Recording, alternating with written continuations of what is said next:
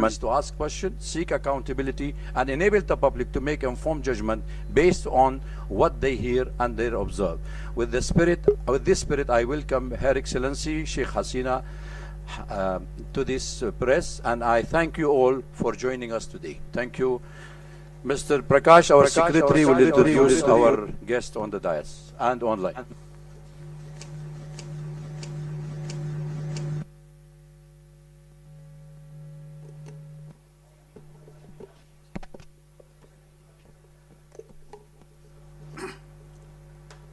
So, ladies and gentlemen, we have got quite a distinguished panel here. Some of them are here, and some of them will be joining us from abroad. Yeah. Is it okay? Yeah.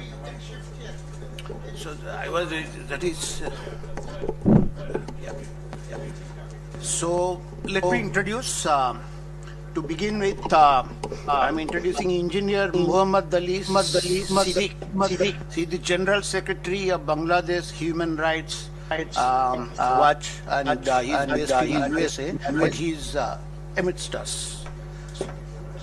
Then we have Advocate Shab Muhammad Bakhtiar.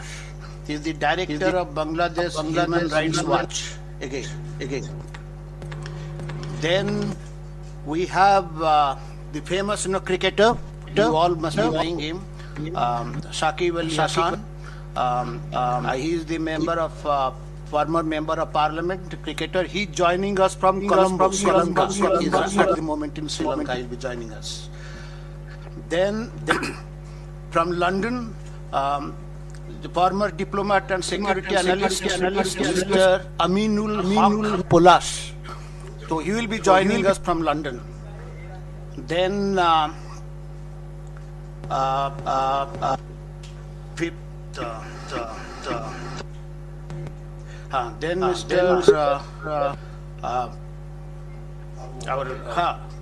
Muhibul Chowdhury Nurpur is the former education minister of Bangladesh. Then we have Mr. Abu Ubaiddin Arin, sitting next to me, writer and counter-terrorism analyst. And then we have Mr. Sajeev Wazir Joy, who is the former advisor to Prime Minister of Bangladesh. He is joining us from United States. And then finally, we have Mrs. Sheikh Hasina. Doesn't need an introduction. Is the President of Bangladesh Awami League and former Prime Minister of Bangladesh. So, ladies and gentlemen, let's welcome them. And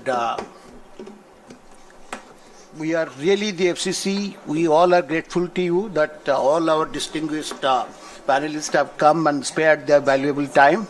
So, welcome once again to all of you. Thank you. Thank you, Mr. Prakash. Can I ask each speaker, please, to limit to the time 3 to 5 minutes, and we can start with Mr. Muhammad Ali Siddiq to speak, please.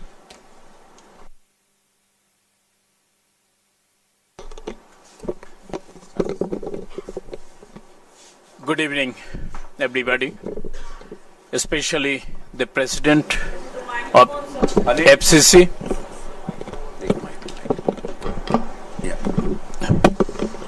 The President of FCC of South Asia, Dr. Wael Awad, organized and arranged this important and timely event to raise the voice what's going on right now.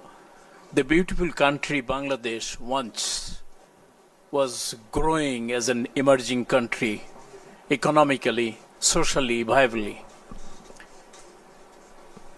We are honored to be present here.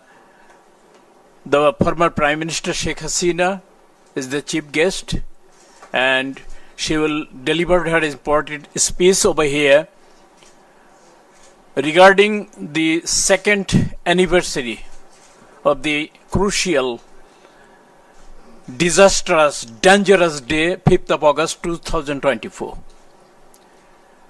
She knows ins and outs how these events happen, how the popular democratically elected government ousted by. So we don't want to kill time. I traveled all the way from New York to Delhi. I would like to listen her. I would like to listen her visionary leader, son Sajib Ajit Joy, IT specialist and the former ICT advisor to the Prime Minister Sheikh Hasina. I would like to conclude here, not to expand any more further. So I'm going to give my time to the chief guests. Thank you all. Thank you very much for giving me the opportunity. Thank you, Mr. Muhammad, for sticking to the time. That was very nice of you. Please, can I have Advocate Shah Muhammad Bakhtiyar? Before that, just one second. Netri, can you hear? Apa? Honorable Prime Minister, can you hear?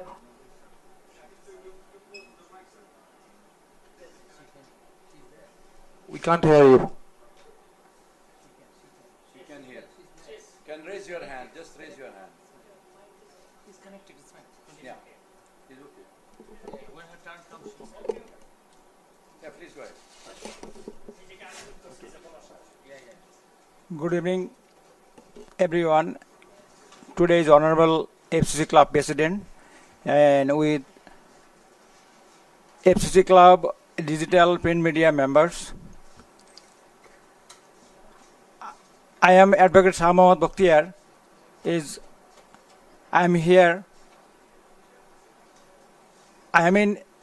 We are in Bangladesh right now, severe seeking in democracy problem. Since August 5th, 2024, Bangladesh has been undergoing period of democratic crisis.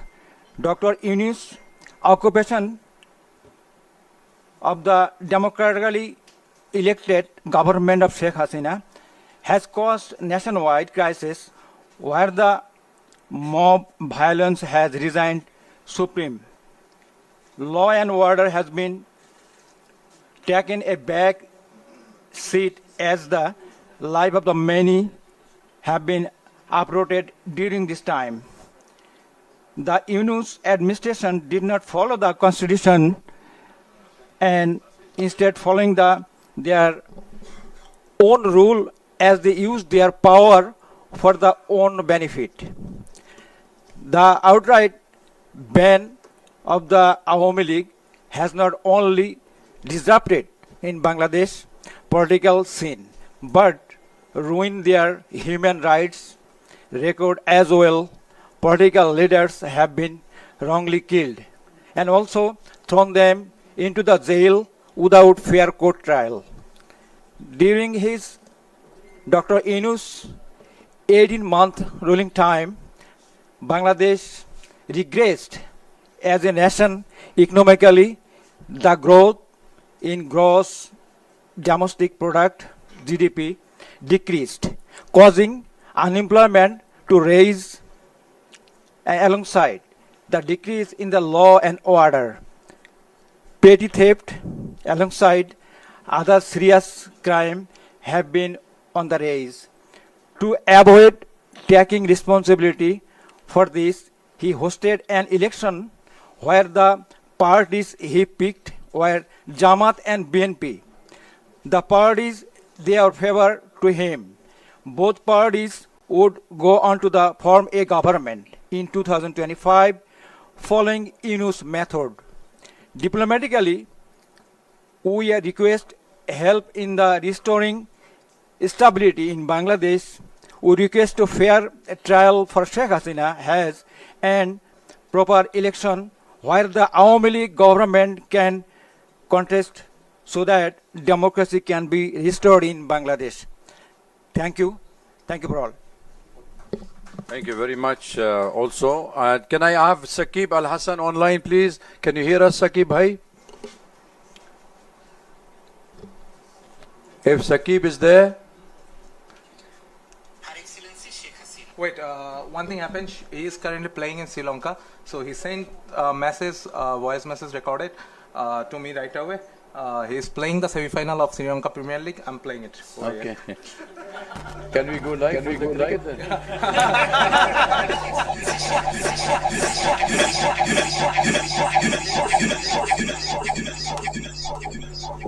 Her Excellency Sheikh Hasina, respected members of the Foreign Correspondents Club, distinguished journalists, আজ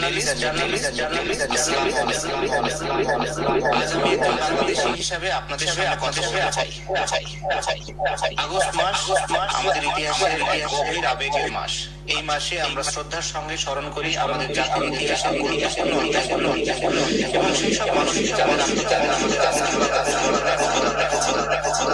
একই সঙ্গে সাম্প্রতিক সময়ে আমাদের দেশে যে প্রাণহানি ও সহিংসতা ঘটেছে তা আমাদের সবার হৃদয়কে গভীরভাবে ব্যথিত করেছে।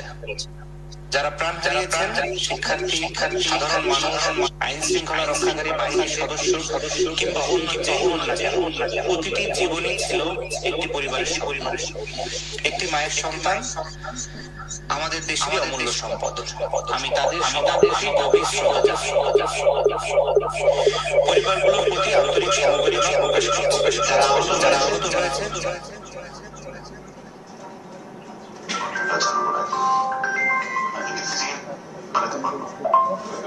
ভাই আমার ছবি লাগাই স্পেসটা আমাকে দিয়ে দেবেন। Sorry okay leave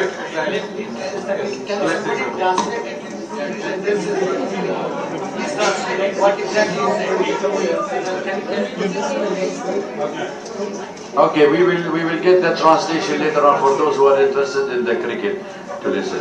Okay. We had the Mr. Sakib, then we have the Mr. Aminul Haq Polish to speak also with us. He is a former diplomat and security analyst. He's with us for live.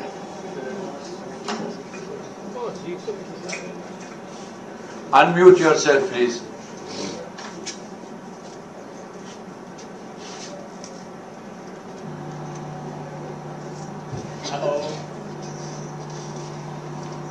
Hello. Yeah, we can hear you. Good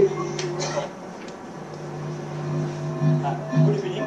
My sincere thanks to the Foreign Correspondents Club of South Asia, the organizer, the journalists present here today, and all distinguished guests. I am Aminul Haq Polash, a former intelligence officer and diplomat from Bangladesh.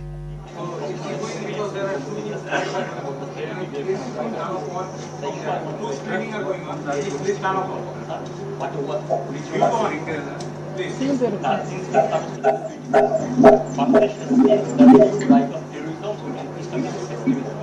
This poses a serious danger not only to Bangladesh but also to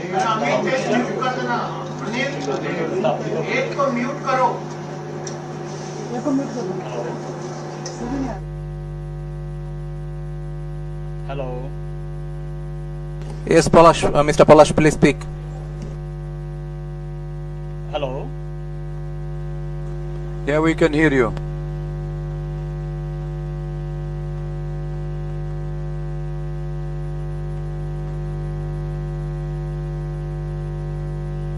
Mr. Polash, please speak. Okay.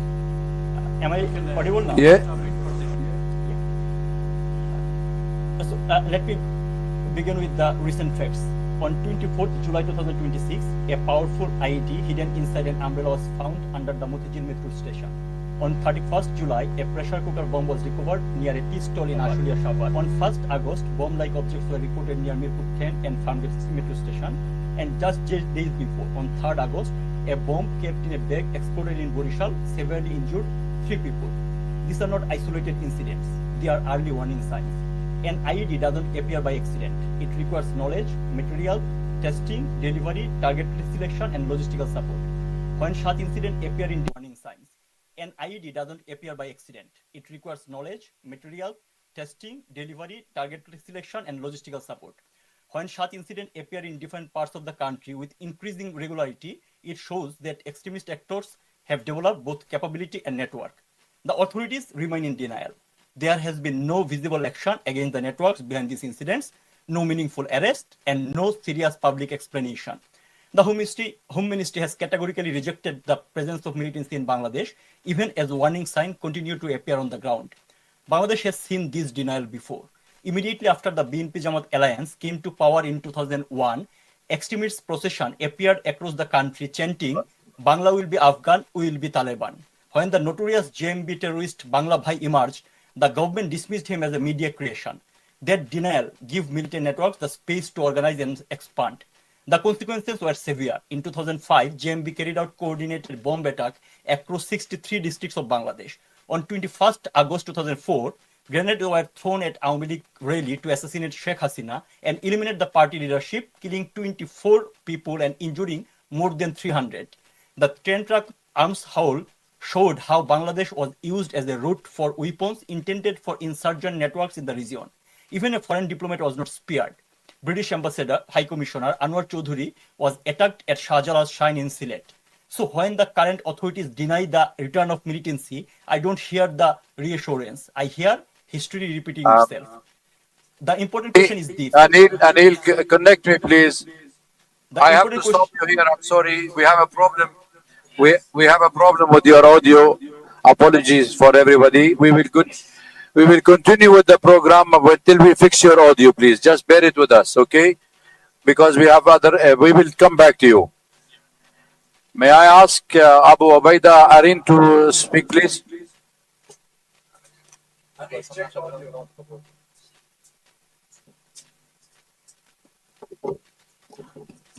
Good evening, everyone. Present over here today. Thanks for joining us today.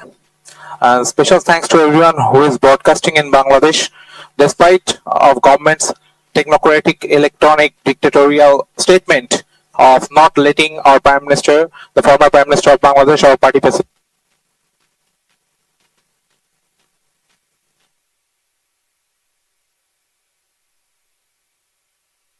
Please give us time.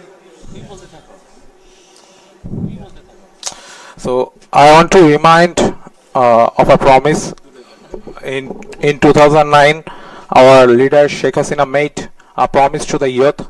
She spoke of a vision, and we believed in the vision so deeply that we carried her to a landslide victory, and she did not forget that promise. She took a country that ranked #1 in corruption and built it into one of the fastest growing economy on earth. She বাজারে এসেছে নতুন উৎকৃষ্ট মানের plywood ply story. আপনাদের পুরনো furniture বদলে ফেলুন ply story plywood দিয়ে। 100% ক্যালিব্রেটেড যুক্ত BWP গ্রেড যুক্ত টারমাইট ও waterproof plywood ply story.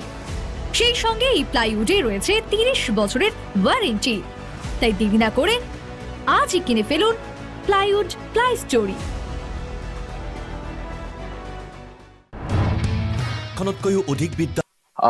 And she created, from that nation, she created Padma Bridge with her own money. Okay, thank you. She never stopped building for the youth, not once.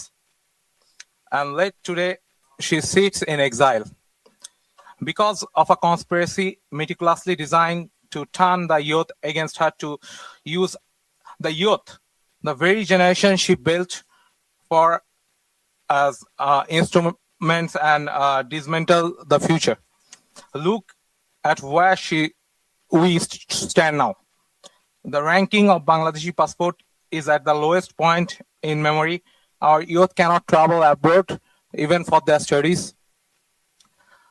Inside the country, more than 2 lakh, I repeat the number, 2 lakh students are unable to join their institution, along with more than 3,000 professors, due to having the ideology of progressive Bangladesh, the ideology that Bangabandhu Sheikh Mujibur Rahman gave us.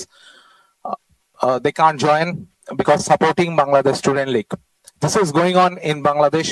I'll invite you all to see the condition of the students, what they are going through, their family, and apart from their family, kindly look at the professors and their family. So I also want to remind you one more thing about the police killing. Today is 5th of August, just 2026, 2 years of ouster of our government. 2 years before this day, they celebrated as their victory. But I don't treat this as their victory. This day is especially dedicated to the police, because more than 3,200 police officers were killed in 5th of August 2020 during the July-August terror. And in 5th of August 2024, you can see police's body are hanging upside down in different flyovers. This is not acceptable. Bangladesh police or the first police force who stood beside us during the War of Independence, the first police force who stood beside us for that, they are now facing the consequences. I also want to raise one more concern. Bangladesh authority has recently taken a decision to issue passport to all Rohingya without any kind of verification and proper recording. This will become a global security threat. You can understand the ARSA and RSO, they are highly getting trained within the border with the help of Bangladesh military also. Soon they will export terrorism all over the world. You can see in Malaysia, more than 36 terrorists were exported from Bangladesh. This is a matter of concern. But still today, I'm not hopeless because I can see it. Our youth are uprising again. This is okay. Our youth are uprising again. They are coming. The dream we had, it broke. It became nightmare now. But they are breaking out of the nightmare. They will come in front. They will stand shoulder to shoulder with Sheikh Hasina. I'm sure about this. This is not just a Sheikh Hasina. Our leader has promised she will go by end of this December. This is not just a homecoming. This is a unification of 170 million Bangladeshis staying over there. They all will stand together. I remember during the 7th March speech of Bangabandhu Sheikh Mujibur Rahman, Kaife Azmi wrote, how many people you will put handcuff on? We have 70 million. How many people you will put, how many people will hang? We have 70 million. I'm telling you, when our Prime Minister, our former Prime Minister and our party president will go back to Bangladesh, you will see, I think you all will write how many mouths you will try to shut. They tried to shut our mouth for the last few days. How many mouths you will try to shut? We have 170 million. How many people you will prison? We have 170 million. How many people you will hang? We have 170 million. One homecoming will unite all 170 million Bangladeshi all over Bangladesh, and they all will stand shoulder to shoulder with Sheikh Hasina. Joy Bangla, Joy Bangabandhu, Joy to Deshratna Sheikh Hasina.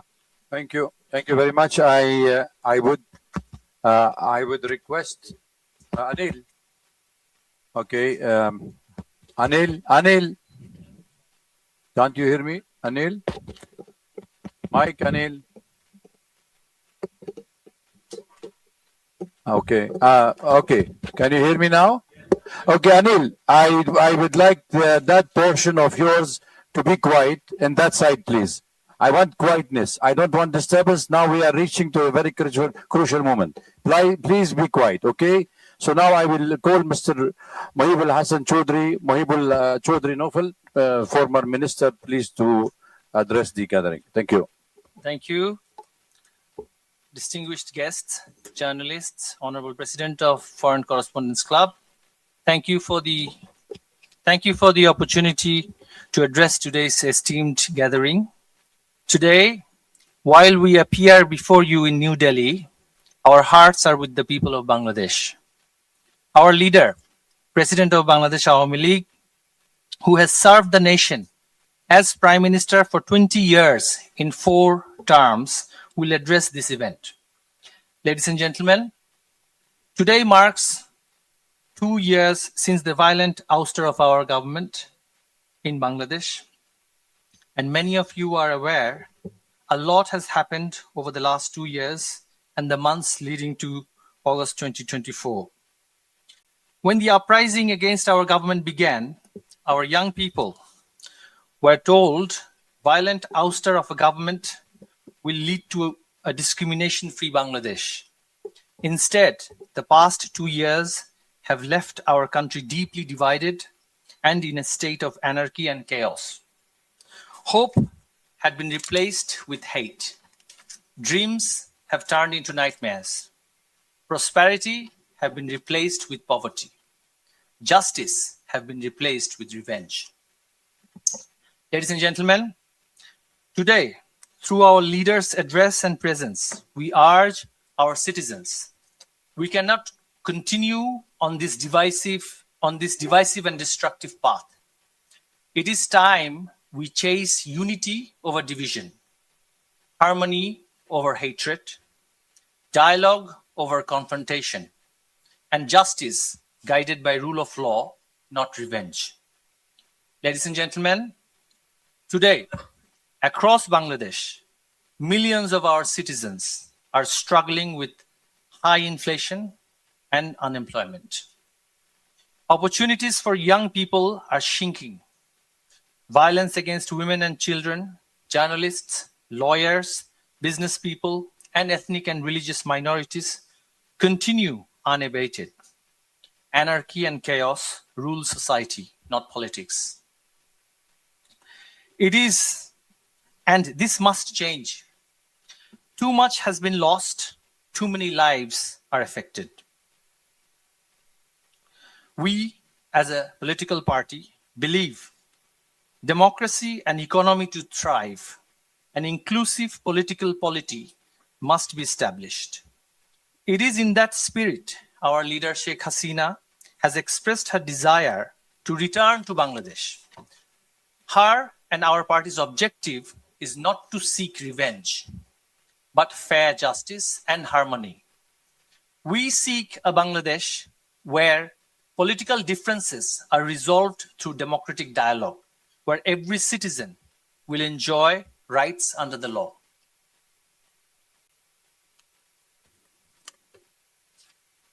Ladies and gentlemen, as a political party that has served Bangladesh for decades, we recognize no government is without shortcomings. We recognize and acknowledge leadership requires humility, accountability, and the courage to learn from success as well as failure. We remain committed to building upon our success while acknowledging where we could have done better and where we have at times failed. We seek no special privilege. We seek only the restoration of equal constitutional and democratic rights for every citizen and every political party in Bangladesh. We respectfully call upon every constitutional institution of Bangladesh to uphold their responsibilities with fairness, neutrality, professionalism, and fidelity to the rule of law. To the young people of Bangladesh, we say, your dreams matter, your aspirations matter, your future matters. You deserve a Bangladesh where you can study, work, innovate, and prosper without fear, discrimination, or political division. Ladies and gentlemen, our plea to all the friends of Bangladesh and international stakeholders is that they ought to facilitate an inclusive political atmosphere and not support the extreme elements who are continuing violence in Bangladesh and who are institutionalizing religious extremism in Bangladesh. We find the veiled extremists are often touted as liberals by certain stakeholders, and we urge to end this duality.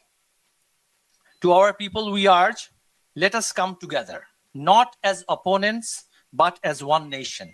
Let us reject the politics of hate and embrace the politics of hope. Let us replace division with unity, fear with confidence, exclusion with participation, and vengeance with justice. And let us see this homecoming of Sheikh Hasina as a chance to heal and hope and not fight and fall. We believe together we can rise again, learn from past and progress into future. But if we don't now, if we don't, grave and worse future awaits us. We cannot let Bangladesh become a failed state. If the extremists and the fanatics are pampered and patronized, this future generation shall suffer for perpetuity. May we stand and heal together and defeat the dark forces. Joy Bangla, Joy Bangabandhu. Thank you very much for your point of view. And I would request Mr. Aminul Haq, Polish, if you are still with us, if you can come for 2 minutes only, please. Just 2 minutes, but slow if you can. Otherwise, I have to go to the second speaker. Please, thank you. Am I audible? Yeah, am I audible now? Hello? Hello? Hello. We can hear you. Okay, so let me wrap up in this way. So there are several current incidents that indicate that like Islamic terrorists and the militants are directly active in the field. Still, government is denying the fact, and it doesn't start overnight. It starts right after 5th August 2024. Militant leaders has been bailed and released. They came to the public sphere. They have become active again. The Yunus regime did not take any sort of initiative to tackle that tackle that terrorism issues. And that is still going on. So I urge to international community so that they can come forward to look into the issue, because terrorism never confined into a national border. If Bangladesh, the terrorism cell active that much that are currently visible in the field, so that will impact not only Bangladesh, but also our regional security, as well as the Bay of Bengal, our maritime road, our business, investment, everything. So my urge to the international community and the journalists to look into the issue, because Bangladeshi media is not speaking in line, and the authority is in denial mode about the resurgence of militancy in Bangladesh that we successfully combat in 16 years of Awami League government under the leadership of Sheikh Hasina. Government is planning to dissolve like CTTC, ATU. They are the fundamental backbone of countering terrorism. So these things are happening in Bangladesh. We need international community attention in this matter. Thank you so much. Thanks for having me.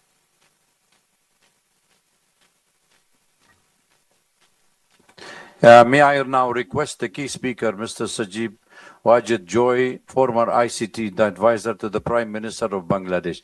Please speak slow and soft so we can hear you all. Thank you. Thank you very much, Dr. Awad, for the kind introduction. Thank you as well for the National Press Club for hosting this event. Honored to be here today. You've heard the other speakers speak a little bit about what is happening in Bangladesh and what has happened. I want to bring a few things to everyone's attention, and this is something I believe that the international community needs to focus on. First of all, you have heard the refrain again and again that about the deaths during the July-August protests of 2024. Here is what no one is talking about. You have various counts on the numbers. You have the UN number of 1,400, whereas the government number is 800 something. Who are these additional 600 people? Where did the UN get those names? Our party has written to the UN, our lawyers have written to the UN again and again, and to date the UN has not provided any names. But more importantly, the UN only covers a period up to August 15th of 2024. But we know that the deaths continued. And what is most alarming, and this is something that I believe that the press, the international press, should really, really pay attention to. You see, the Yunus regime, one of the first things they did was pass an ordinance which became law called the Indemnity Bill, indemnifying all the protesters, everyone, blanket immunity, protecting them from any prosecution for any killings. That includes killings of civilians, that includes killings of our party members, and that includes killings of police officers.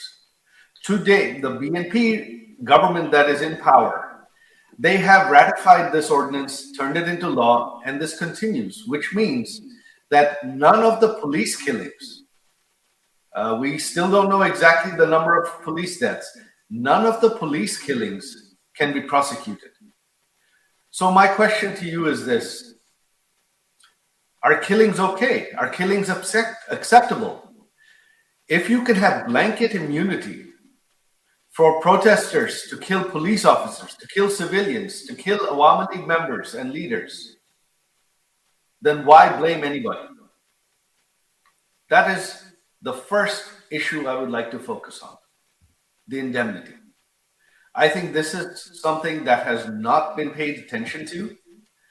This is unprecedented. How can you have blanket legal protection for killings by anyone, especially killings of police officers? This is unprecedented. This is completely against all human rights, against all norms of decency. Secondly, what you have had since August of 2024, you have had thousands, tens of thousands of people behind bars, which are all now, on one hand, most of them, many of them are Awami League members and leaders.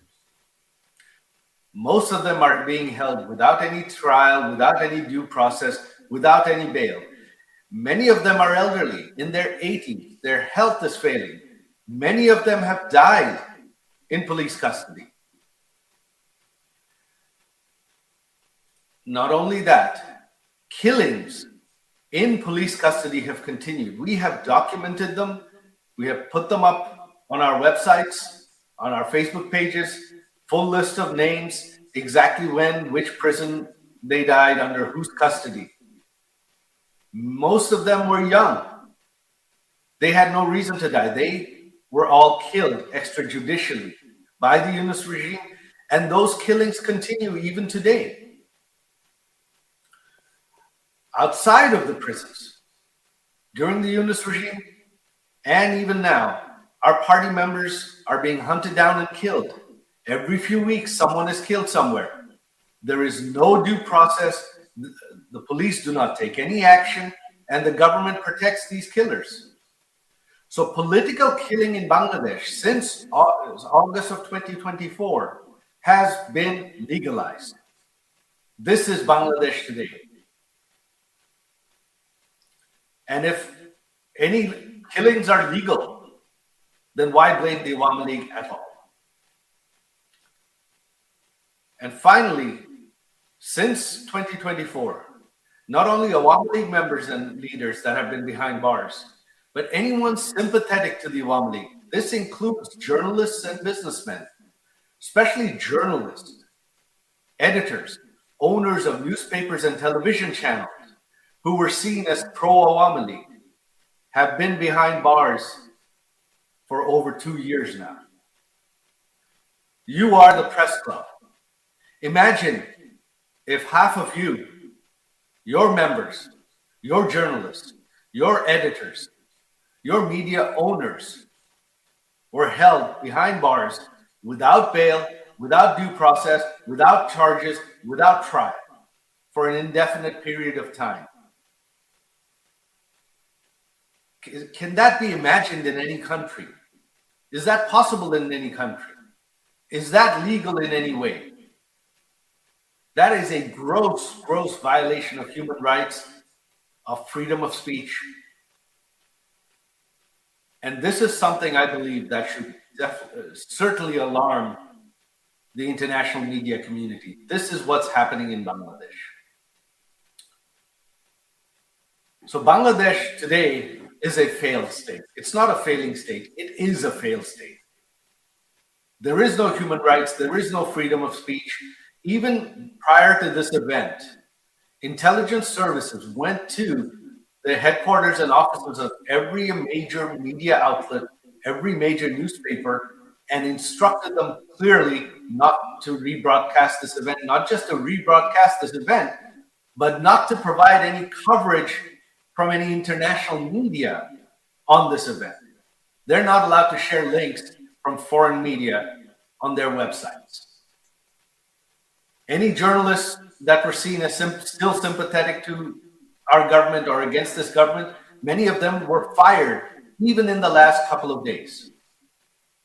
This is what's happening in Bangladesh. And what is the future? What does the future hold? There is no law and order. There is no constitution in Bangladesh today. What should concern India most is Bangladesh has become another Pakistan on India's eastern side. You have another Pakistan today on your eastern front. Foreign intelligence services, especially ISI, has an open hand. Militants, hundreds of convicted terrorists that our Awami League government arrested and convicted and put behind bars, have been released from prison. Hizb ut-Tahrir marches openly. Al-Qaeda operatives speak at public rallies. This is what is happening in Bangladesh. And this does not portend well for India and the world at large. In the future, the next set of terrorists globally are going to be coming from Bangladesh, unless this is stopped now. And where it has to begin is from the media, especially you in India.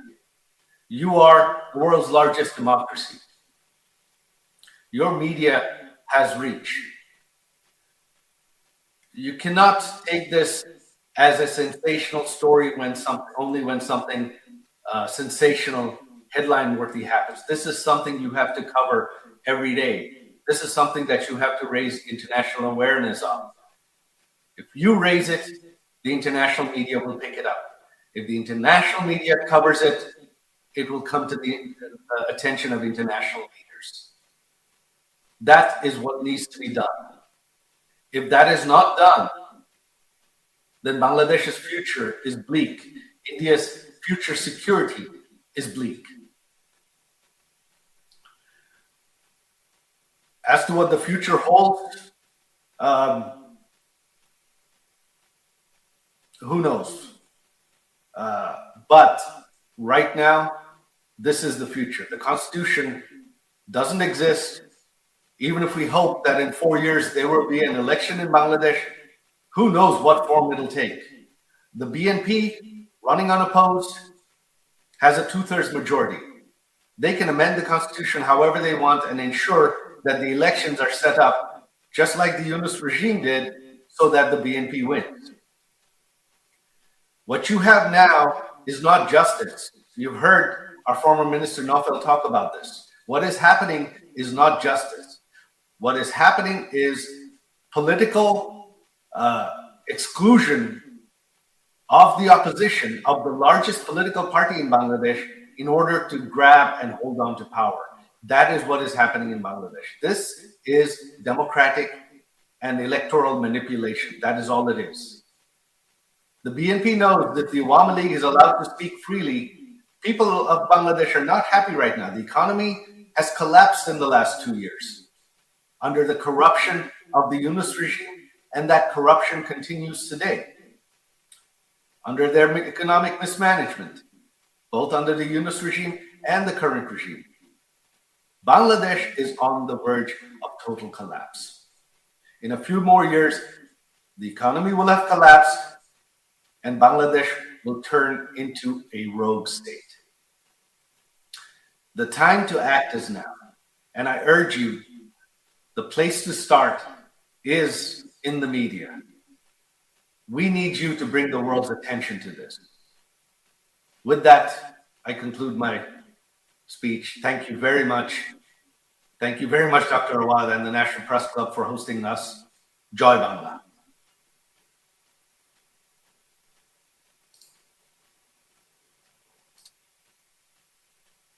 Wajid, but I would request you to stay online with us because there will be questions raised by the colleagues around. So please stay with us till we have the Honorable President of the Awami League, Mr. Certainly, I will stay online to answer questions. Yes, Thank please. you. Then let me get her online, and then we will take her point of view, audio only. She's been with us, and Honorable former Prime Minister. Could you please take the mic? The floor is yours. Thank you very much. It's a great honor for me to be with you. Thank you, and thank you for everybody who present here or who are listening. Distinguished journalists, members of the Foreign Correspondents Club of South Asia, respected guests, friends of Bangladesh, ladies and gentlemen, Assalamu alaikum. I thank the Foreign Correspondents Club of South Asia for giving me the opportunity to speak to you. I also thank the journalists who continue to follow events in Bangladesh with seriousness and courage. Journalism has a duty to seek truth, especially when power tries to hide it. In difficult moments of history, that duty becomes even more important. Today, I speak not only as someone who had the honor of serving Bangladesh 5 times as a prime minister, but also as the daughter of the father of the nation, Bangabandhu Sheikh Mujibur Rahman. I speak as someone who has spent her life with the people of Bangladesh. I was forced away from my country, but I was never separated from my people. Before I speak about the present crisis, I pay my deepest homage to the father of the nation, Bangabandhu Sheikh Mujibur Rahman, to the Saline national leaders, and to the 3 million martyrs of our war of liberation. I also remember with profound grief and members of my own family, whom I lost on 15th August 1975.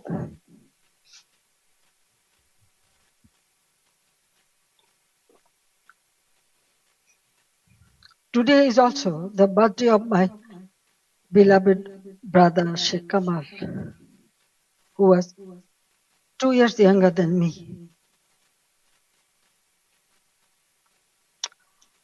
He was a valiant freedom fighter, a youth leader, a sports organizer, and a cultural activist. His life represented the courage, creativity, and patriotism of the young generation of Bangladesh. I remember him today with deep love, pain, and pride.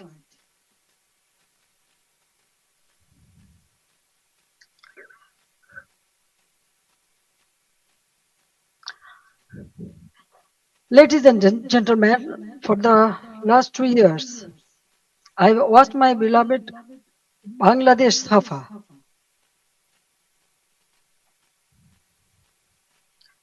Fear has entered homes, workplaces, and campuses.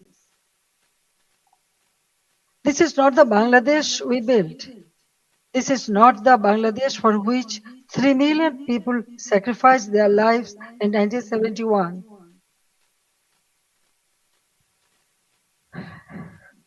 Let me begin with the truth about July and August 2024. It was not a peaceful student movement. From the beginning, my government tried to resolve the issue peacefully through dialogue, legal process, and patience. But behind the language of reform,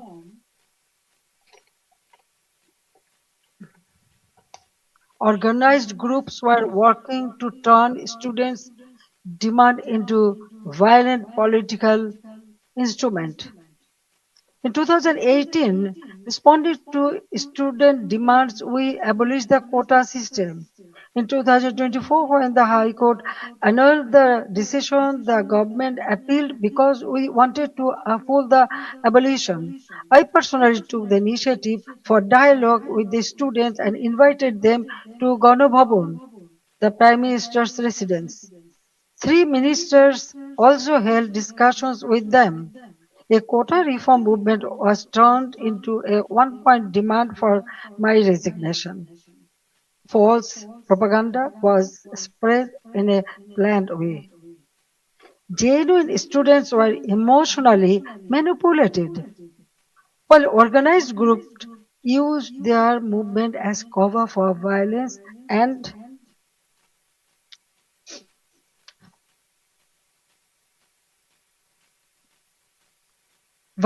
regime change.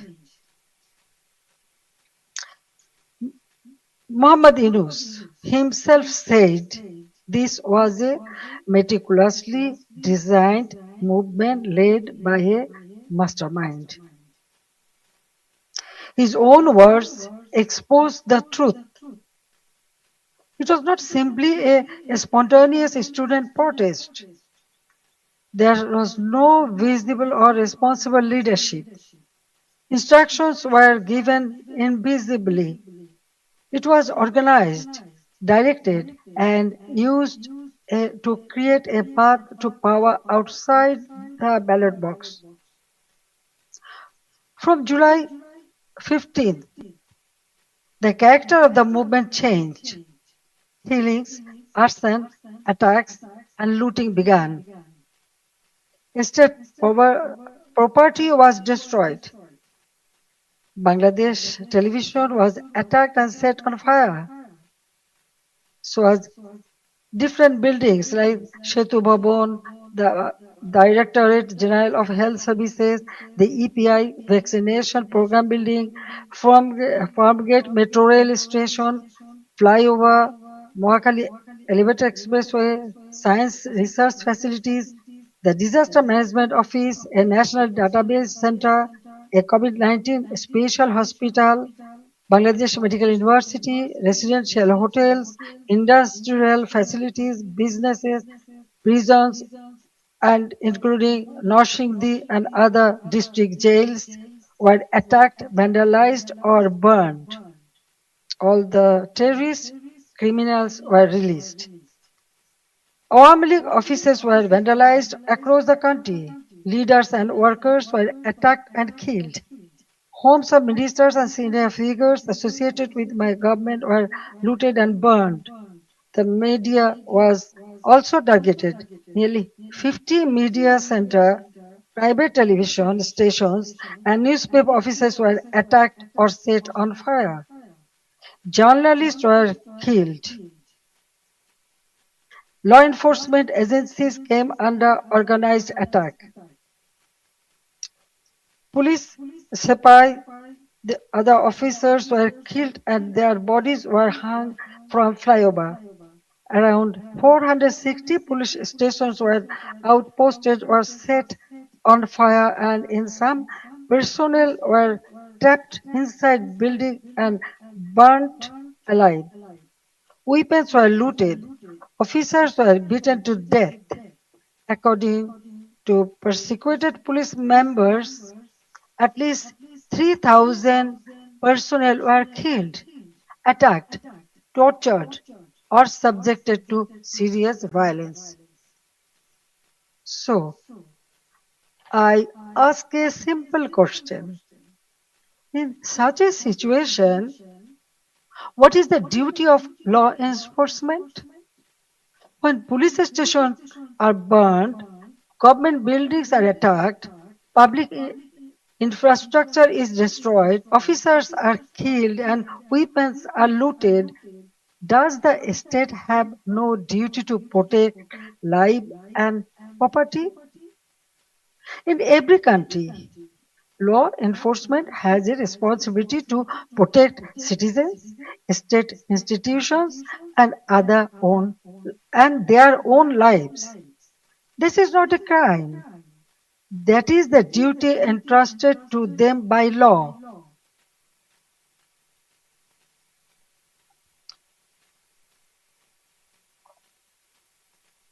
At the same time, I wanted the truth to be known. That is why I formed a Judicial Inquiry Commission on 18 July 2024. Its purpose was clear. Every casualty had to be investigated. Every incident of violence had to be examined, and every family deserved to know the truth. I met victims' families, visited the injured, and instructed the authorities to provide the highest level of medical treatment free of cost. On 1st August, I strengthened the inquiry into a 3-member commission so that the investigation would be credible and comprehensive.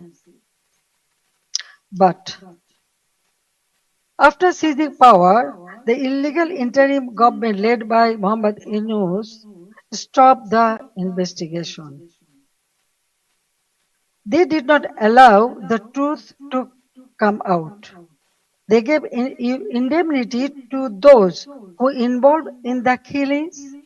If they truly wanted justice, why did they stop the inquiry? If they had nothing to hide, গুৱাহাটীৰ 25খনতকৈও অধিক বিদ্যালয়ৰ অংশগ্ৰহণ 200তকৈও অধিক প্ৰতিযোগীৰ অভূতপূৰ্ব পৰিৱেশন dance music drama এক্ৰবেটিক্সৰ অপূৰ্ব সমাহাৰ টিভিৰ পৰ্দাত প্ৰথমবাৰলৈ আপোনাৰ বাবে কিডুজ প্ৰতি বৃহস্পতিবাৰ শুক্ৰবাৰ আৰু শনিবাৰ সন্ধিয়া 8 বজা বাজারে এসেছে নতুন উৎকৃষ্ট মানের প্লাইউড প্লাই স্টোরি। আপনাদের পুরনো ফার্নিচার বদলে ফেলুন প্লাই স্টোরি প্লাইউড দিয়ে। 100% ক্যালিব্রেটেড যুক্ত বিডব্লিউপি গ্রেড যুক্ত টারমাইট ও ওয়াটারপ্রুফ প্লাইউড প্লাই স্টোরি। সেই সঙ্গে এই প্লাইউডে রয়েছে 30 বছরের ওয়ারেন্টি। তাই দেরি না করে আজই কিনে ফেলুন প্লাইউড প্লাই স্টোরি। গুৱাহাটীৰ 25খনলৈৰ অংশগ্ৰহণ constitutional order driven by hidden instruction, organized violence, and propaganda. The conspiracy did not end on 5th August. After 5th August, violence became a campaign of political persecution. The killing that began on 16 July with the murder of Shobuz Ali, a Dhaka college student and student league activist, has not stopped. Awami League leaders and workers are being killed, disappeared, arrested, driven from their homes, and buried under false cases. At least 10,000 have been killed or disappeared. Around 650,000 have been arrested over the last 2 years. Around 3,500 cases have been filed. Namely, nearly 450,000 leaders, workers, and supporters are accused. More than 1 million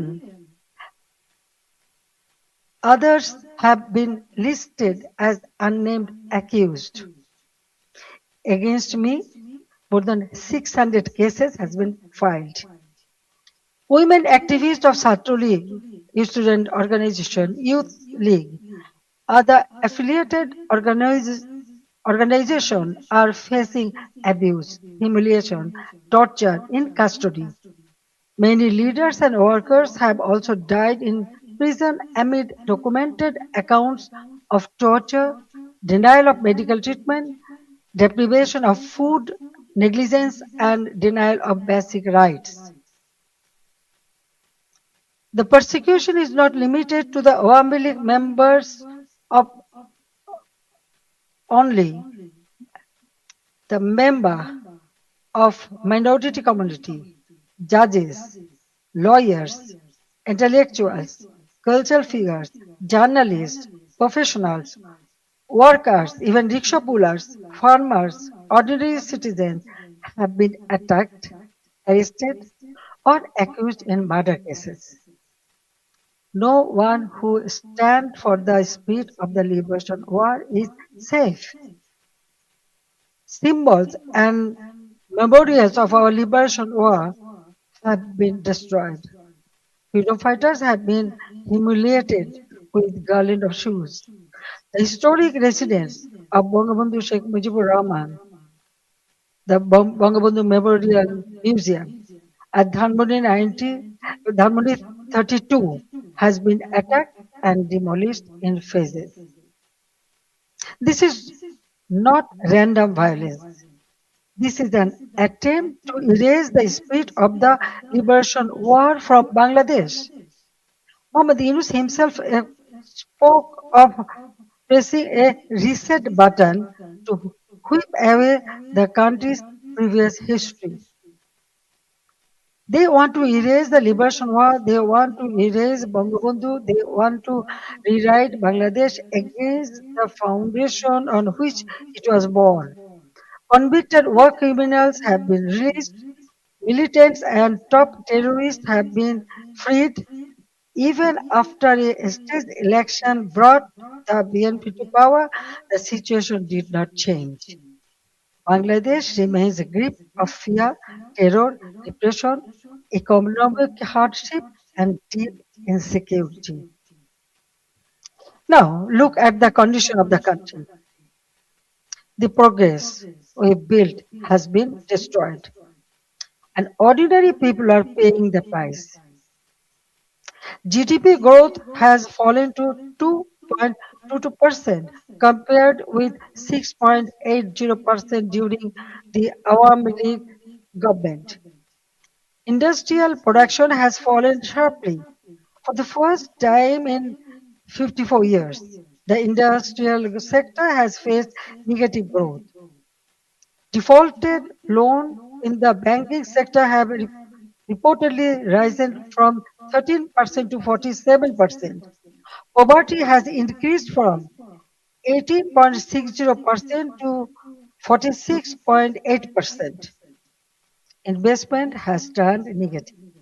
Job creation has collapsed. More than 2 crore people have newly fallen into unemployment. Over 500 industrial factories have closed. More than half of industrialists and business owners are either in prison or forced into hiding. The government is running by borrowing 700 to 900 crore taka from banks every day. Project costs have been increased by 50% to 250%. At the same time, militancy is rising. Women and children are facing torture, rape, humiliation. And ordinary people no longer feel secure in their own lives. Extortion, murder, kidnapping have become regular features of daily life. These are not just numbers or isolated incidents. Behind them, there is a family, a worker, a farmer, a small business owner, a mother who cannot buy food for her children, and a young person who no longer see hope. But let me also remind you what Bangladesh had achieved. The welfare of the people has always been the purpose of my deep politics. My father of the nation, Bangabandhu Sheikh Mujibur Rahman, gave his life for the ideal, and I have carried the ideal with full commitment. During my 5 terms as a Prime Minister, we used long term planning, sound financial management, disciplined implementation to place Bangladesh on a strong foundation. After 2008, across 16 years and 4 consecutive terms, we implemented major projects such as Padma Bridge, Metro Rail, Rupur Nuclear Power Plant, Matarbari Deep Sea Port, Kandapuli Tunnel, Bangabandhu Satellite. We maintained GDP growth between 6.5% to 7.5%. Our development projects were not vanity projects, they were part of building national capacity. Our social programs were not charity, they were investments in human dignity. We made Bangladesh stand tall. We made it known as the rising tiger of Asia. Bangladesh's crisis is not only a domestic crisis, it affects regional peace, security, trade, development, and human dignity. That is why I call upon the international community and all the friends of Bangladesh to stand with the people of Bangladesh in their struggle for democracy, justice, and peace. A stable Bangladesh matters for South Asia, for the Bay of Bengal, for development partners, and for all countries that believe in democracy, rule of law, and justice. The next decade can be a decade of recovery and renewal. but only if democracy is restored and the people are allowed to decide their own future. That is why I make these demands clearly. The ban on the Awami League must be lifted, political prisoners must be released, false cases must be dropped, freedom of speech must be restored, media freedom must be protected, judicial independence must be guaranteed. Law enforcement agencies must serve the people, not those who use power for revenge. These are not demands for one party only. There is necessary steps to save Bangladesh. Whatever fate awaits me, I will return to my people. I cannot stay away while my beloved countrymen are suffering. I know I may be detained, I may be sent to prison, they may try to enforce verdicts issued in fabricated cases, but fear cannot decide my duty to the people. My life moved beyond calculations of personal safety long ago. In 1971, I was in imprisonment with my mother. My son, Joy, was born in captivity. In 1975, I lost my family. I spent 6 years in exile. After returning home, I fought against military ruler, dictatorship, and political conspiracies. There were 19 assassination attempts against me. Even the grenade attack of 21st August 2004 could not stop me. Therefore, I am not worried about my own future. I am worried about the future of Bangladesh. I want to return because the people deserve security, development, prosperity, and peace. They deserve a state that protects them, an economy that gives them opportunity, and a democracy that gives them rights. My return and the return of the Awami League to the democratic process is not about power. It is about putting Bangladesh back to the right track. It is about reviving the country's path of development, progress, secularism, stability. I want to return to Bangladesh to one purpose, to stand beside the people and help improve their lives. The people are the source of all power. I believe in them, I trust them, I love them, and I will return to them. Joy Bangla, Joy Bangabandhu. Thank you very much for listening me and giving me so much time. Thank you.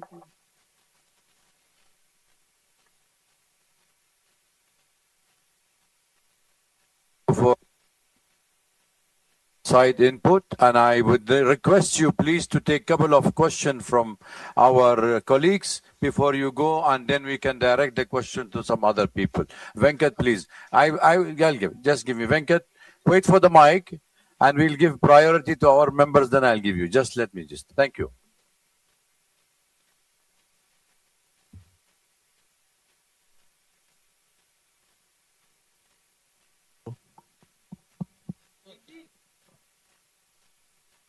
On? Can you hear me? Okay. Madam Sheikh Hasina, have you decided on the date on which you are going to go back to your country? Because the present regime says the moment you arrive in Dhaka, they're going to arrest you. What are your plans if they arrest you? Have you put together any team of lawyers to defend you in a court of law? What are your plans? Thank you. Thank you very much. Actually, I was not ready to take answer, but when you asked me after going back, they may arrest me. I'm telling you one thing. 1981, when I returned home, that time also they tried to stop me. Ziaur Rahman was in power, but I went there. But 1983, I was arrested. And again in 1985, 1987, there are several times. even 2007. That time also I was outside the country, but when I wanted to return home, they tried to stop me, but they could not. I returned home. So I know that they may put me in the jail or they may kill me. Anything may happen, but still I have to go back.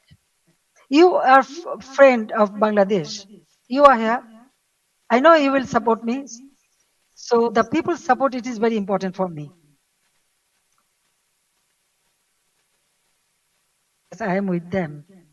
Thank you. Joy, Sajib will take the question, right?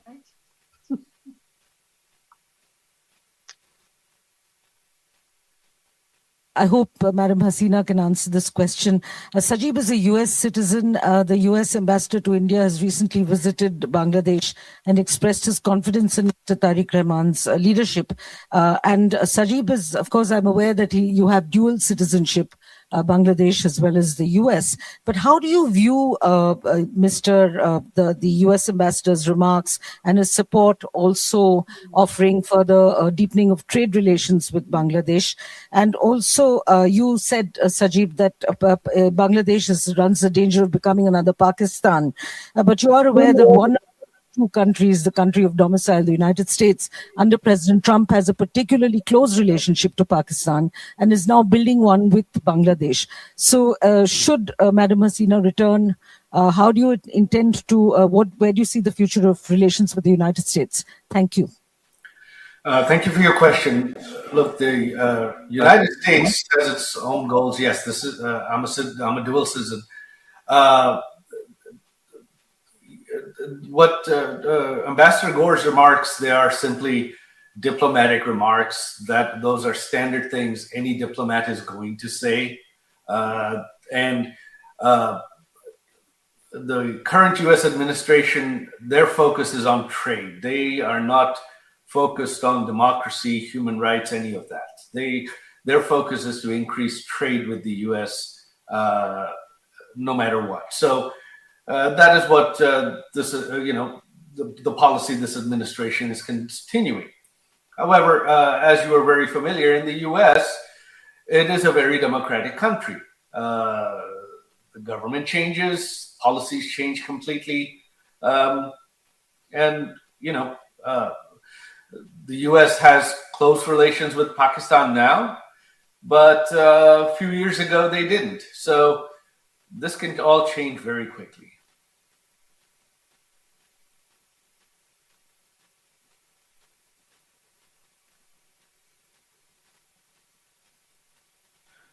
Yeah, hello, this is Shaumuntok from DW.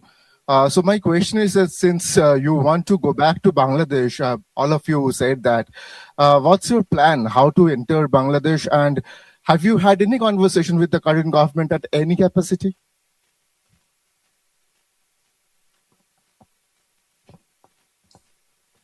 I think my mother wants me to answer that as well. No, we are not in communication with the current government at all. She is doing this. She wants to do this regardless of what the government of Bangladesh wants.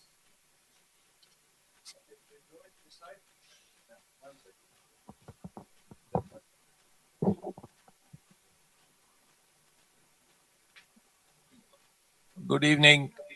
My question is, the Sheikh Hasina has been in India for 2 years, roughly. And how has her stay been?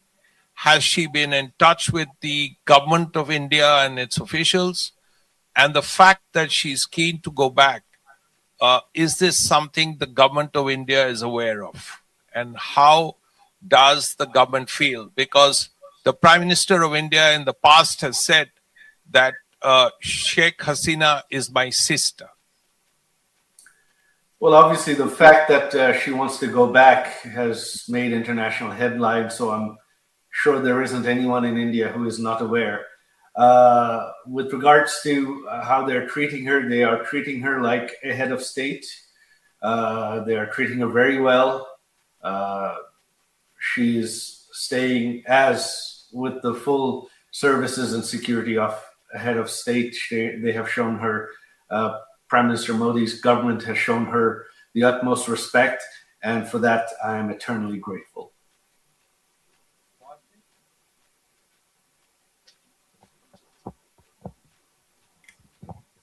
This is Hasini Heather from The Hindu. I wanted to ask former Prime Minister Sheikh Hasina did really detail what happened in those 2 months. However, there has been one demand that we've heard from the protesters, from the students in Dhaka quite often. Did she regret the violence? Does she regret the killings of protesters there? Does she feel sorry about what happened eventually and the events that led up to her coming to India at that time? Look, this question of regret and apologies has been raised, but you see, the Yunus regime and the BNP regime has continued what I mentioned in my speech: immunity, indemnity. So they have indemnified killings. They have legalized killings. The killings of police officers, the killings of civilians, the killings of Awami League members. So in this situation, and you have heard my mother express that this was a violent situation. So if one set of killings is legal, then how does the question of apology arise? Why does it arise? You can't have both. You can't have one set of killings being legal and another set someone has to apologize for. So the day the indemnity is lifted, the day the protesters who killed police officers and civilians and Awami League members are arrested, then the Awami League will apologize, will express regret. But until that day, there is nothing the Awami League to apologize for, because currently all killings in Bangladesh are legal.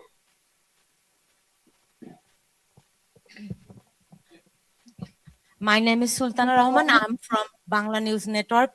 Honorable former Prime Minister, apnake salam. Maybe I'm the only journalist from Bangladesh here. I'm really excited and emotional too. It's a great opportunity to ask you a question. That is, the basic foundation of Bangladesh is under threat. That is our liberation power. Many people, hundreds of thousands of people, they are concerned, they are dying, but still they are sad.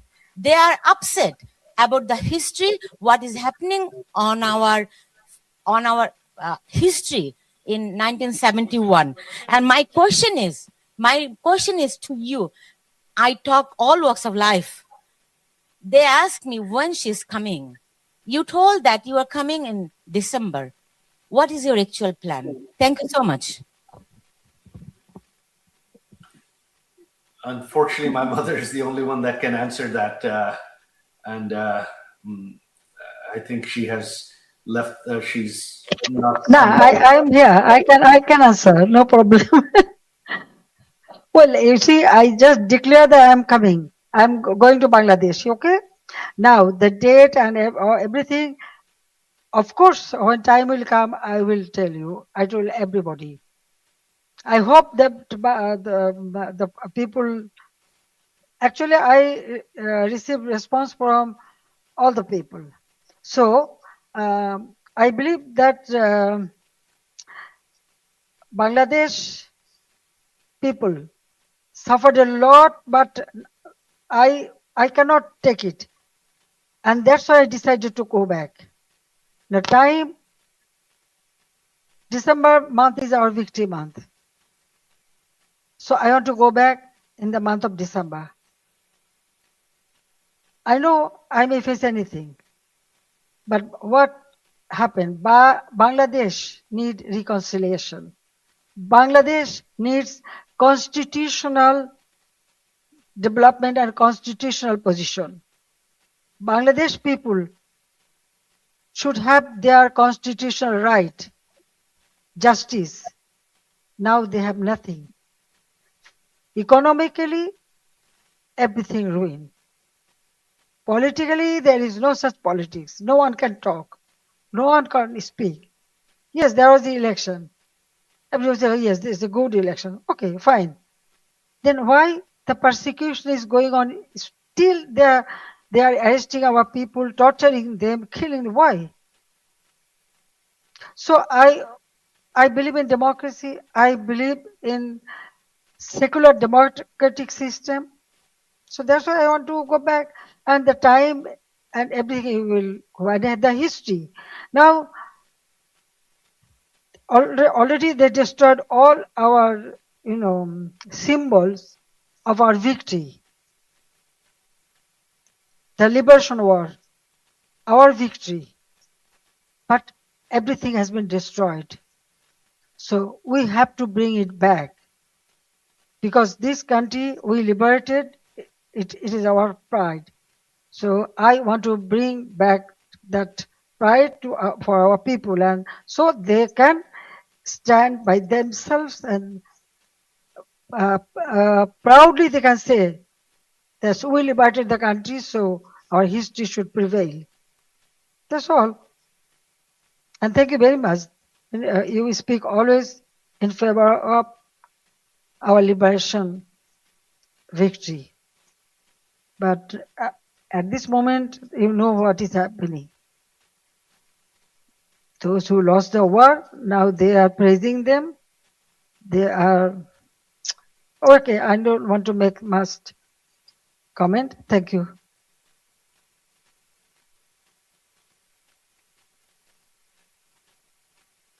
TV, you had given us an interview where you first revealed that you will be going back to your homeland in December this year.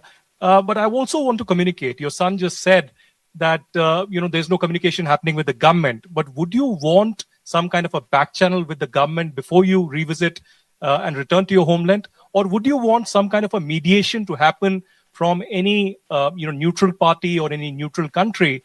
I ask this especially because today and yesterday, the Bangladesh government has put a blanket ban on your speeches and statements. So how would you intend to now communicate with your own people back in Bangladesh? Thank you very much.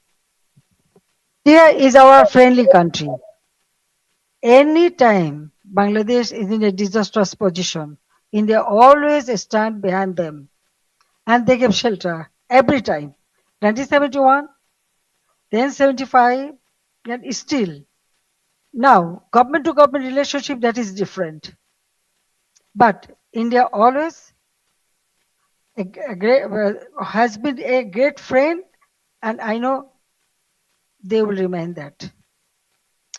Now, about us, yes, I told you that I was not ready to leave my country. I didn't know that I am coming here, but somehow I reach here. One day, perhaps. আমাদের সঙ্গে সরাসরি জুড়ে গেছে আমাদের প্রতিনিধি রণজয় এই 1-1.5 মিনিটের একটা ভিডিও ভার্চুয়াল আমরা শুনলাম, ভিডিও বার্তা আমরা শুনলাম, যেখানে প্রাক্তন প্রধানমন্ত্রী শেখ হাসিনা এবং তার ছেলে সজীব কথা বলেন, বক্তব্য রাখলেন। সেখান থেকে কি উঠে আসলো, কি জানতে পারলাম আমরা, একটু যদি তুমি বিস্তারিত জানাও। দেখো, সব থেকে বড় কথা যেটা, যে ঠিক 2 বছরের মাথায় প্রকাশ্যে এলেন বাংলাদেশের প্রাক্তন প্রধানমন্ত্রী, আওয়ামী লীগ প্রধান চেয়ারপারসন শেখ হাসিনা। ঠিক 5ই আগস্ট 2024 সালে দেশান্তরী হয়েছিলেন এবং আমরা দেখেছি যে 2 বছর আগের সেই স্মৃতি, বাংলাদেশ তাকে ছাড়তে হয়েছিল তড়িঘড়ি। সেনাবাহিনীর বিমানে করে এসে তিনি ভারতবর্ষে আশ্রয় নিয়েছেন এবং সেখান থেকে তিনি সম্পূর্ণভাবে কিন্তু অন্তরিত ছিলেন। এবং ঠিক 2 বছরের মাথায় 5ই আগস্ট 2026-এ বাংলাদেশে যেই 5ই আগস্ট ছাত্র অভ্যুত্থান হয়েছিল এবং সেই ছাত্র অভ্যুত্থান, ছাত্র বিক্ষোভের জেরেই সরে আসতে হয়েছিল 5 বারের বাংলাদেশের প্রধানমন্ত্রী শেখ হাসিনাকে, অবশেষে তিনি এলেন এবং প্রকাশ্যে এলেন এবং তিনি অডিও বার্তা দিলেন। কোথা থেকে অডিও বার্তা দিলেন?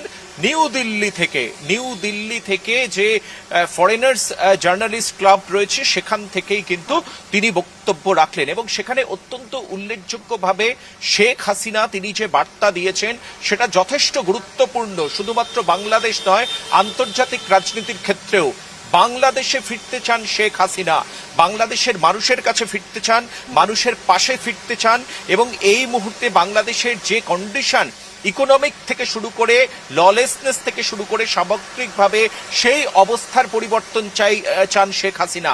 পরিষ্কারভাবে তিনি বললেন। তার বিরুদ্ধে আমরা জানি যে বাংলাদেশ ট্রাইব্যুনালে প্রাণদণ্ডের আদেশ হয়েছে এবং সেই জায়গা থেকে একাধিক মামলা যে তার রয়েছে সে কথা তিনি নিজে স্বীকার করেছেন।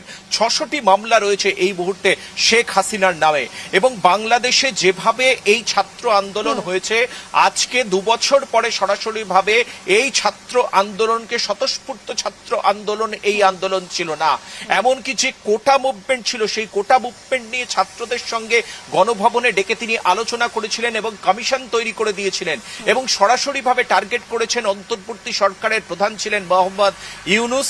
তাকে টার্গেট করেছেন একাধিকবার। মোহাম্মদ ইউনুসের নাম করেছেন এই বিশৃঙ্খলার পেছনে তিনি যে মাস্টার মাইন্ড, সেই বক্তব্য সেই মন্তব্য কিন্তু করেছেন বাংলাদেশের প্রাক্তন প্রধানমন্ত্রী শেখ হাসিনা এবং তার যে বিবৃতি ছিল তিনি বাংলাদেশে আওয়ামী লীগের ব্যান উইথড্র করা হোক, আওয়ামী লীগের যারা পলিটিক্যাল প্রিজনার রয়েছেন তাদের মুক্তি দেওয়া হোক এবং সর্বশেষে তিনি যেটা জানিয়েছেন বাংলাদেশের মানুষের জন্য তিনি তার স্বদেশ ভূমিতে ফিরতে চান শেখ হাসিনা বাংলাদেশের প্রাক্তন প্রধানমন্ত্রী। অত্যন্ত তাৎপর্যপূর্ণ, অত্যন্ত গুরুত্বপূর্ণ আজকে শেখ হাসিনার দিল্লি থেকে এই সাংবাদিক সম্মেলন।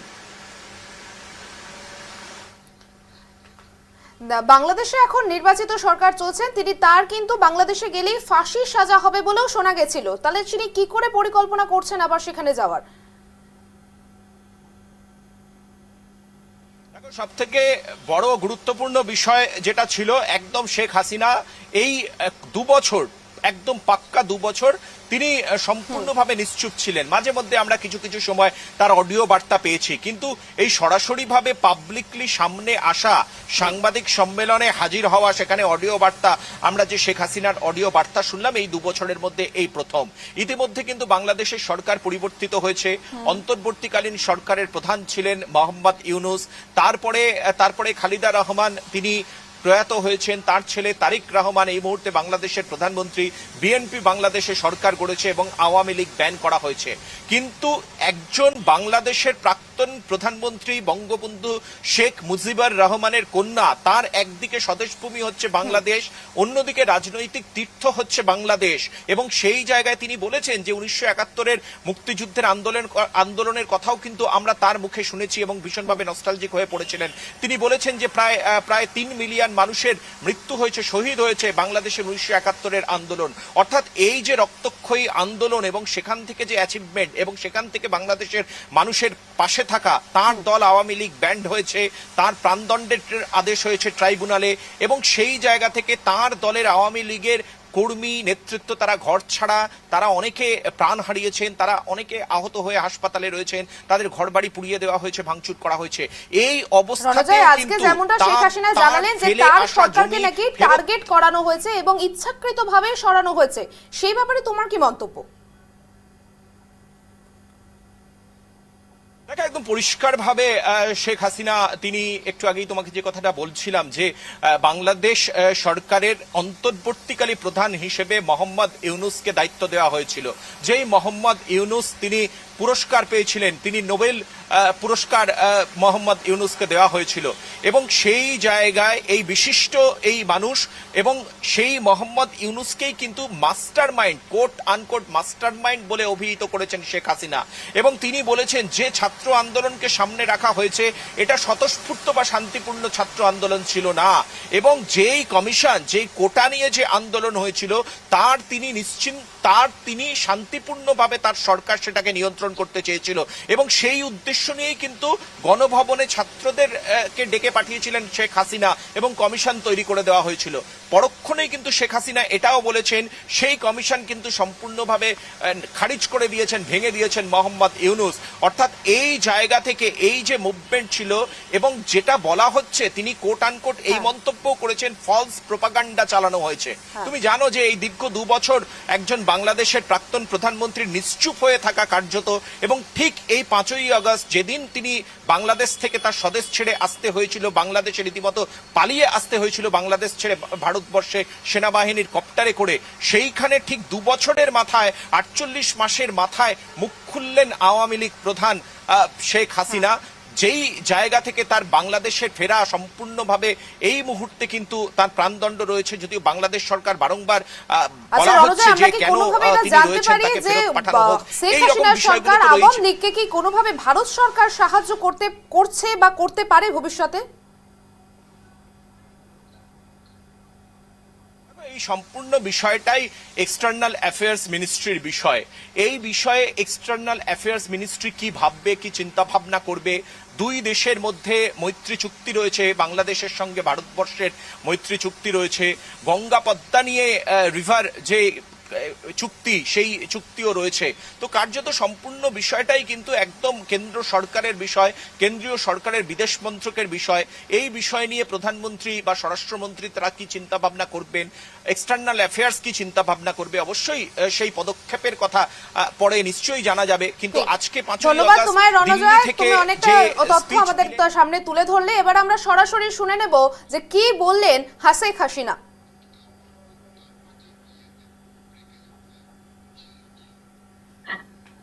Well, you see, I just declare that I'm coming. I'm going to Bangladesh, okay? Now, the date and everything, of course, when time will come, I will tell you. I told everybody. I hope that the people, actually, I received response from all the people. So, I believe that Bangladesh people suffered a lot, but I cannot take it. And that's why I decided to go back. The time, December month is our victory month. So I want to go back in the month of December. I know I may face anything, but what happened? Bangladesh need reconciliation. Bangladesh needs constitutional development and constitutional position. Bangladesh people should have their constitutional right, justice. Now they have nothing. Economically, everything ruined. Politically, there is no such politics. No one can talk. No one can speak. Yes, there was the election. Everyone says, oh, yes, this is a good election. Okay, fine.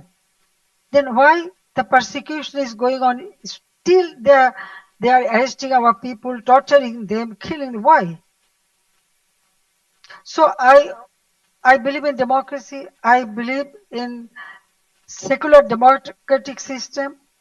So that's why I want to go back, and the time and everything will go ahead. The history. Now, already they destroyed all our, symbols of our victory. The liberation war, our victory. But everything has been destroyed. So we have to bring it back. Because this country we liberated, it is our pride. So I want to bring back that pride for our people, and so they can stand by themselves and proudly they can say that we liberated the country, so our history should prevail. That's all. And thank you very much. You speak always in favor of our liberation victory. But at this moment, you know what is happening. Those who lost the war, now they are praising them. They are, okay, I don't want to make much comment. Thank you.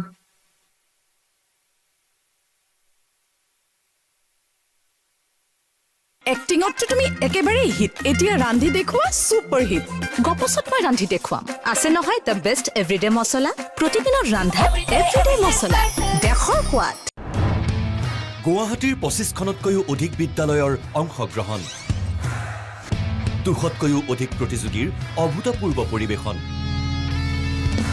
Dance, music, drama, এক্ৰবেটিক্সৰ অপূৰ্ব সমাহাৰ। টিভিৰ পৰ্দাত প্ৰথমবাৰলৈ আপোনাৰ বাবে kids, প্ৰতি বৃহস্পতিবাৰ, শুক্ৰবাৰ আৰু শনিবাৰে উপভোগ কৰক সন্ধিয়া ৮ বজাত কেৱল ৰামধেনুত। চাফ চিকুণ মানেই হৈছে হাইজিন। মাহৰ সেই দিনকেইটাত হাইজিনৰ লগতে আৰামৰ প্ৰয়োজন নহয়নে? একো টেনশ্যন নোলোৱাকৈ কাম কৰিব মন নাযায়নে? এতিয়া আৰু মনে মনে নাথাকি চুজ কৰক অত্যাধিক পাতল আৰু কোমল ছালৰ বাবে উপযোগী ডাঙৰ পাখিযুক্ত পেড, যি ৮ ঘণ্টা আপোনাৰ সৈতে আপোনাৰ বন্ধু হৈ থাকিব। 3টা সাইজত উপলব্ধ।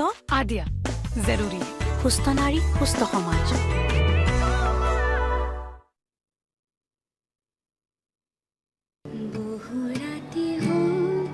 হাই ৰাভা, মই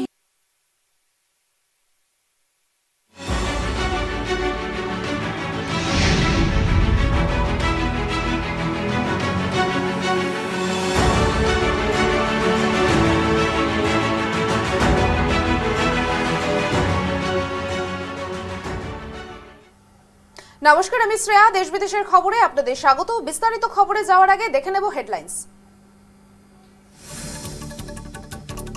প্রধানমন্ত্রী নরেন্দ্র মোদীর একটি পোস্ট সাময়িকভাবে মুছে যাওয়াকে কেন্দ্র করে এবার মেটার বিরুদ্ধে কড়া অবস্থান কেন্দ্রে। সংসদীয় কমিটির হুঁশিয়ারি যে 3 দিনের মধ্যে ক্ষমা চাইতে হবে মেটার প্রধান মার্ক জুকারবার্গকে।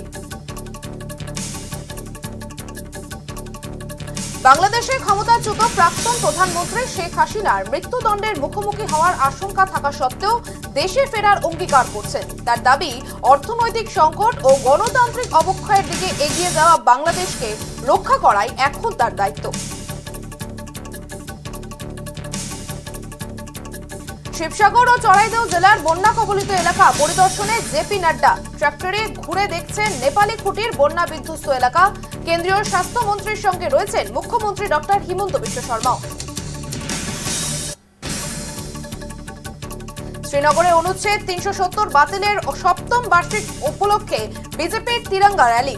370 বাতিলের 7ম বার্ষিকী উপলক্ষে সামাজিক মাধ্যমে মোদী ও রাজনাথের পোস্ট।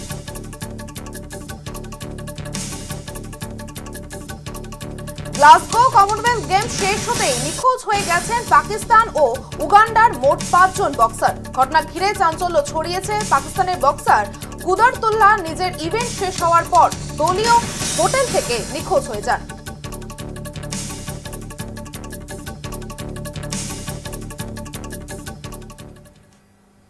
প্রধানমন্ত্রী নরেন্দ্র মোদীর একটি পোস্ট সাময়িকভাবে মুছে যাওয়াকে কেন্দ্র করে এবার মেটার বিরুদ্ধে কড়া অবস্থান কেন্দ্রের। সংসদীয় কমিটির হুঁশিয়ারি যে 3 দিনের মধ্যে ক্ষমা চাইতে হবে মেটা প্রধান মার্ক জুকারবার্গকে, না হলে ভারতের সংস্থার আইনি সুরক্ষা বা রক্ষা কবচ প্রত্যাহারের বিষয়টির বিবেচনা করা হতে পারে। সূত্রের খবর যে বিজেপি সাংসদ নিশিকান্ত দুবের নেতৃত্বাধীন যোগাযোগ ও তথ্য প্রযুক্তি বিষয়ক সংসদীয় কমিটির মেটার ভূমিকা নিয়ে তীব্র অসন্তোষ প্রকাশ করেছে। কমিটির দাবি যে প্রধানমন্ত্রীর পোস্ট সরানো শুধু একজন নেতার পোস্ট সরানো নয়, বরং 140 কোটি মানুষের কণ্ঠস্বরকে সাময়িকভাবে স্তব্ধ করার সামিল। একে গণতন্ত্রের উপর আঘাত বলেও মন্তব্য করেছেন কমিটি। আর সম্প্রতি ককরোচ জনতা পার্টির আন্দোলনের আবহে দেশের যুব সমাজকে বার্তা দিয়ে একটি ভিডিও পোস্ট করেছিলেন প্রধানমন্ত্রী মোদী। দেশের যুব সমাজকে উদ্দেশ্য করে প্রধানমন্ত্রী নরেন্দ্র মোদী একটি ভিডিও পোস্ট করেছিলেন। অভিযোগ, সেই ভিডিওটি কিছু সময়ের জন্য ফেসবুক থেকে সরিয়ে দেওয়া হয়। পরে মেটা জানায় যে এটি ছিল প্রযুক্তিগত ভুল। সংস্থার দাবি, ভুল বুঝতে পেরেই ভিডিওটি দ্রুত পুনরুদ্ধার করা হয়েছে। তবে মেটার এই ব্যাখ্যায় কিন্তু সন্তুষ্ট নয় কেন্দ্র। সূত্রের দাবি যে সংসদীয় কমিটি 3 দিনের মধ্যে মার্ক জুকারবার্গের প্রকাশ্যে ক্ষমার প্রার্থনা চেয়েছেন। অন্যথা ভারতের মেটা যে আইনি সুরক্ষা বা সেফ হারবার সুবিধা পায় তা পুনর্বিবেচনার হুঁশিয়ারও দেওয়া হয়েছে।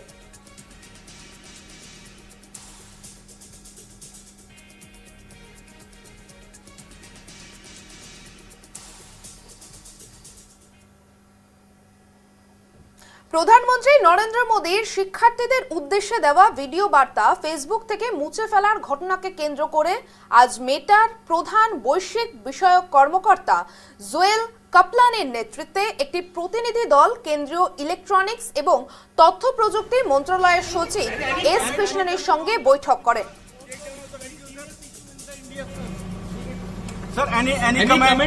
প্রধানমন্ত্রী নরেন্দ্র মোদীর শিক্ষার্থীদের উদ্দেশ্যে দেওয়া ভিডিও বার্তায় ফেসবুক থেকে মুছে ফেলার ঘটনাকে কেন্দ্র করে আজ মেটার প্রধান বৈশ্বিক